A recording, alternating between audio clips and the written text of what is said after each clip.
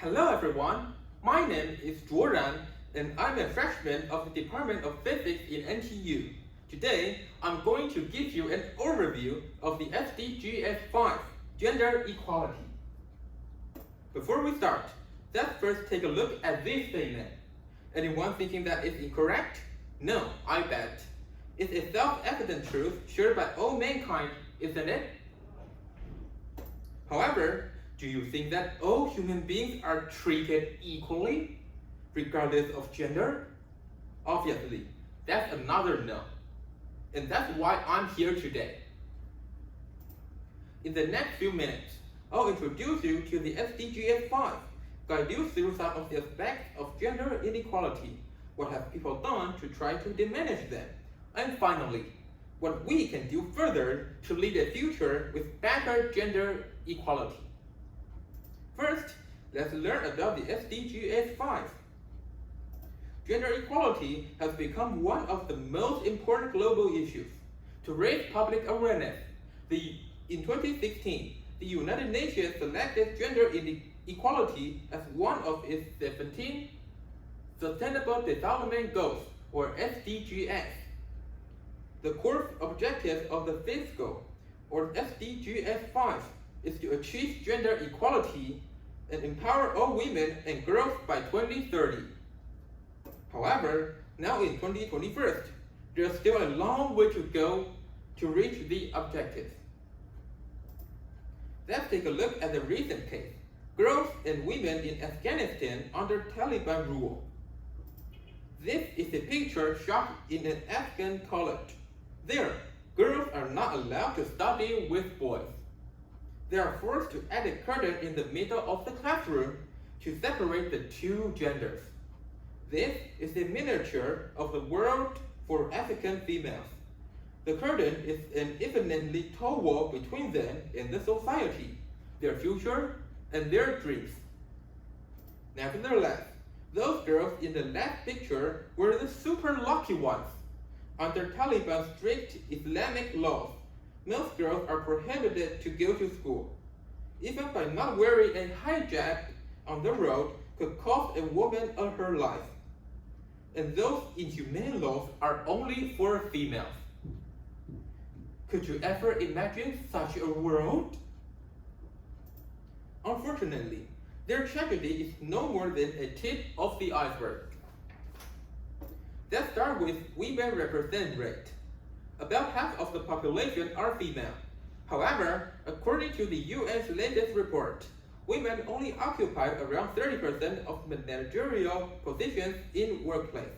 Apparently, our world is still dominated by males. Second, violence and abuse of women has never stopped. In some economic disadvantaged households, girls are destined to serve their male customers or be shipped to marry her husband in other countries, aka her boss. When men are oppressed, it's a tragedy. But when women are oppressed, it's a tradition. Sadly, this is how the real world works. Gender stereotype is probably the one most commonly seen in Taiwan.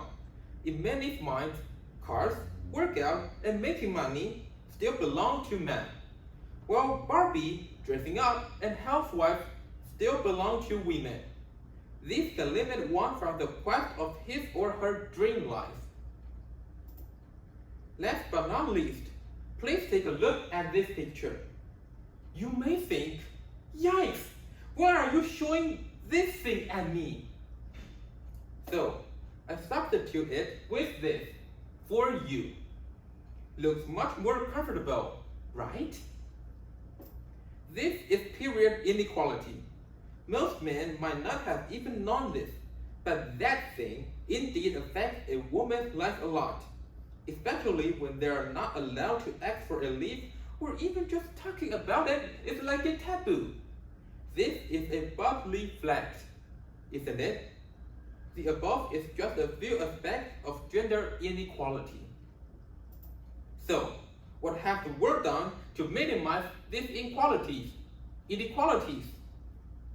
Some, but not enough yet. so I left it blank here. Many are working hard to cope with them. Over the past decade, the practice of child marriage has significantly declined 15%. Women representation is making progress too, but that's still not even near the objective of the goal, or the world we desire. Besides, the global pandemic is posing a severe threat to the issue. With working ceased and people quarantined, women are forced to leave workplace. Staying at home, domestic violence happens much more often. A burden of unpaid domestic work increased for women. For young girls, their education are deprived with schools closed, and these are just a few. However, the top of even the blackest, thickest clouds shines like silver. The UN still sees the bright side. They view the crisis as an opportunity to reshape and rebuild the whole world, to advance gender inequality. We should too. So, what should we do more to diminish gender inequality? From now on, be aware of the inequality happening around your life and do your best to change it. Also, be a responsible citizen and ask your government to do more on the issue. Buy your ballot. Remember that all human beings are created equal, regardless of gender, and they should be treated equally too. Start now together. Thank you.